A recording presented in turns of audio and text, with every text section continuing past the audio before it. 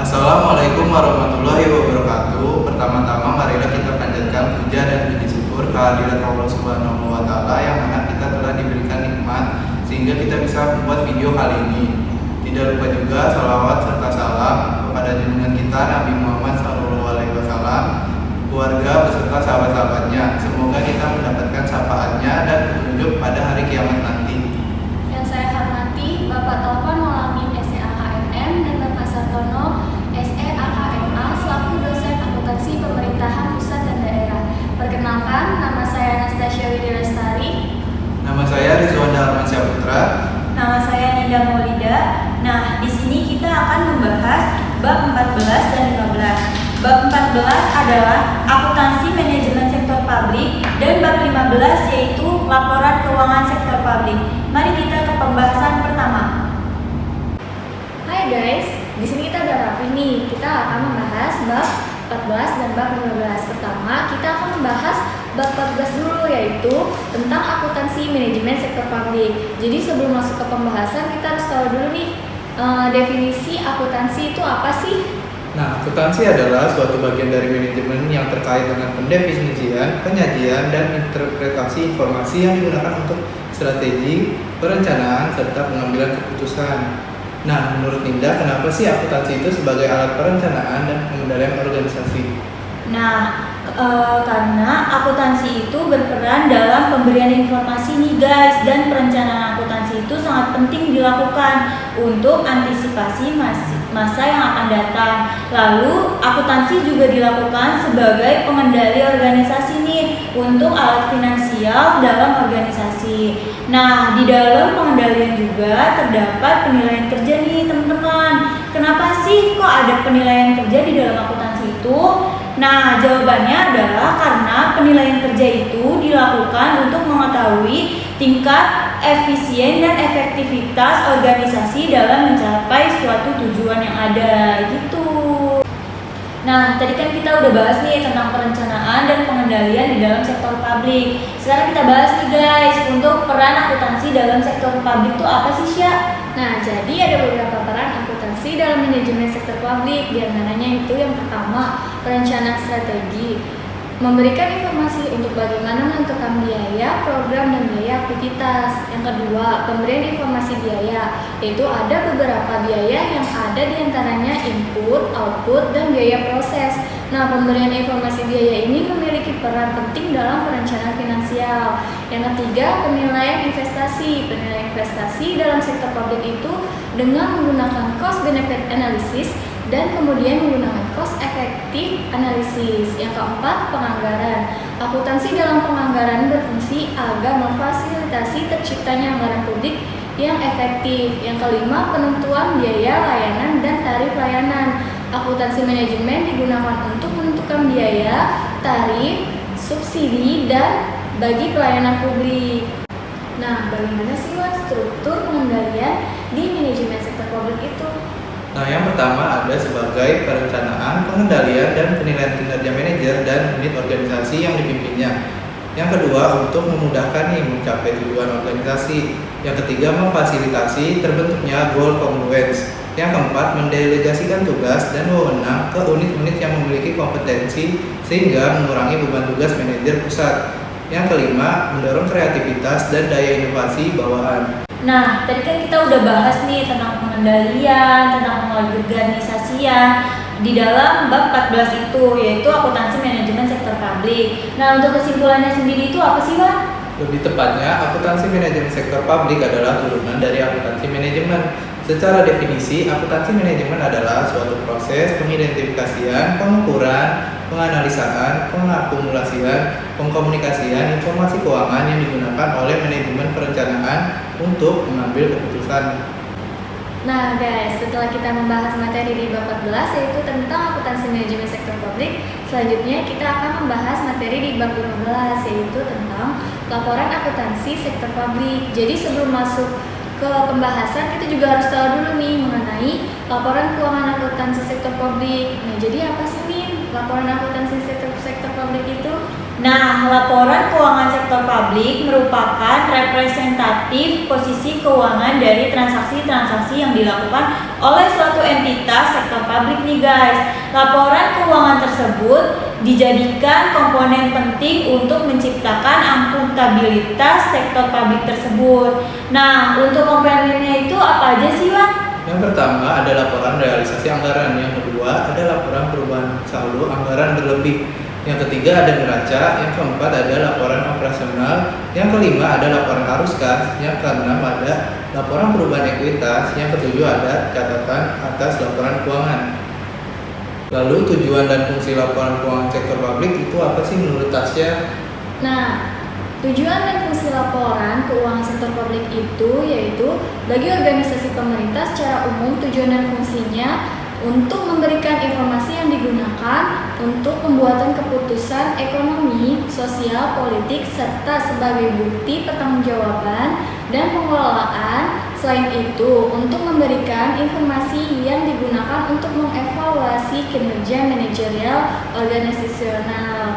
Nah, kinerja pemerintah itu sendiri tidak dapat dinilai berdasarkan laba yang diperoleh karena pemerintah bukan entitas bisnis mencari laba. Pemerintah itu hanya bertanggung jawab atas produksi dan distribusi barang dan jasa publik. Nah, tadi kan kita udah bahas mengenai tujuan dan fungsi laporan keuangan akuntansi sektor publik. Jadi siapa aja sih, Wan, yang pengguna laporan akuntansi sektor publik itu? Jadi menurut Drevin et al. 1981, yang pertama ada pembayar pajak atau taxpayer, yang kedua ada pemberi dana bantuan atau grantors, yang ketiga ada investor, 4 pengguna jasa, 5 karyawan atau pegawai, 6 pemasok atau vendor, yang ketujuh ada dewan legislatif, yang ke-8 ada manajemen, kan ke-9 ada voters, yang ke-10 ada badan pengawas. Nah, selain itu teman-teman perlu kita tahu nih mengenai hak dan kebutuhan pemakai laporan keuangan. Apa sih dan hak kebutuhan pemakai laporan keuangan menurut Saudara Ninda?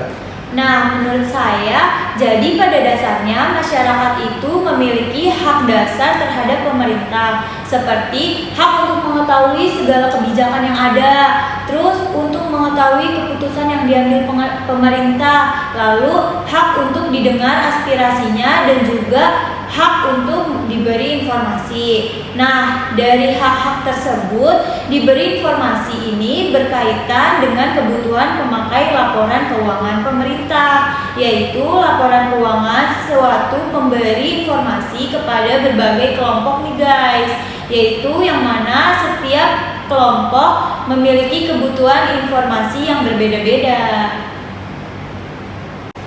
Nah, Syah, tadi kan saya udah bahas tentang pemakai laporan keuangan, hak dan kewajibannya itu apa aja. Nah, ada nggak sih perbedaan antara laporan keuangan pemerintah dan juga sektor swasta? Nah, di sini guys tentunya ada ya perbedaan dari laporan keuangan sektor pemerintah dan sektor swasta. Di antaranya yaitu laporan pemerintah hanya fokus terhadap finansial dan politik, sedangkan sektor swasta hanya fokus pada finansialnya saja. Yang kedua, pertanggungjawaban laporan pemerintah kepada parlemen dan masyarakat luas, sedangkan pertanggungjawaban sektor swasta kepada pemegang saham dan kreditur. Yang ketiga, laporan keuangan pemerintah melihat ke masa depan secara detail, sedangkan sektor swasta tidak melihat masa depan secara detail. Nah, yang keempat, aturan laporan pemerintah ditentukan oleh Departemen Keuangan, sedangkan sektor swasta ditentukan oleh standar akuntansi, pasar modal, dan praktik akuntansi. Nah, yang kelima, Laporan keuangan pemerintah diperiksa oleh Treasury, sedangkan laporan keuangan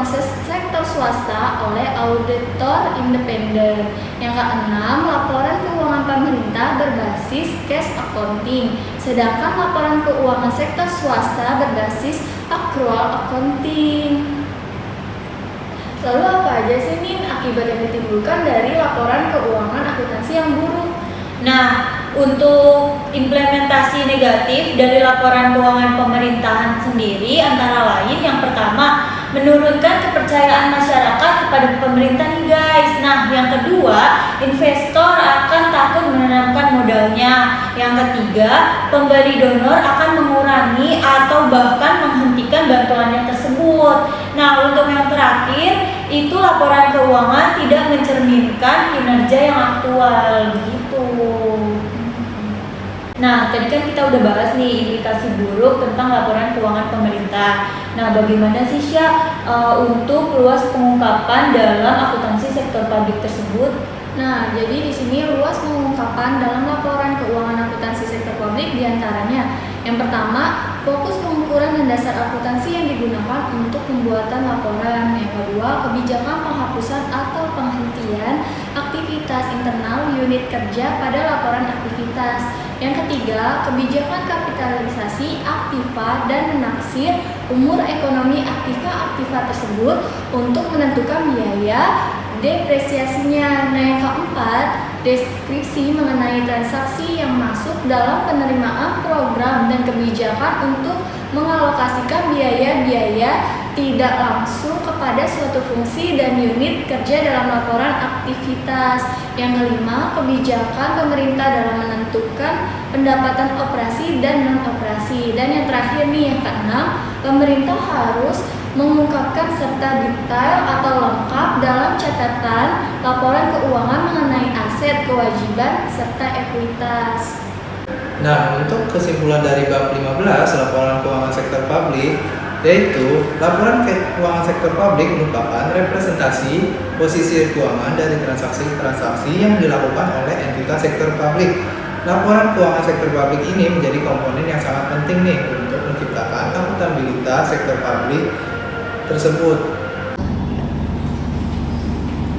Nah, sekian pembahasan dari kelompok kami mengenai akuntansi manajemen sektor publik dan laporan keuangan akuntansi sektor publik. Semoga dapat dipahami dan bermanfaat bagi kita semua. Wassalamualaikum warahmatullahi wabarakatuh. See you next video. Bye. Wassallallahu ala Muhammad wa ala alihi wa sahbihi wasallim wa akhiru da'wana anil hamdulillahi rabbil alamin. Semoga salawat dan salam tercurah kepada Nabi Muhammad sallallahu alaihi wasallam beserta keluarga dan sahabat-sahabatnya. Sekian dari penutup video kali ini. Semoga bermanfaat bagi kita semua. Segala puji bagi Allah Tuhan semesta alam. Wassalamualaikum warahmatullahi wabarakatuh.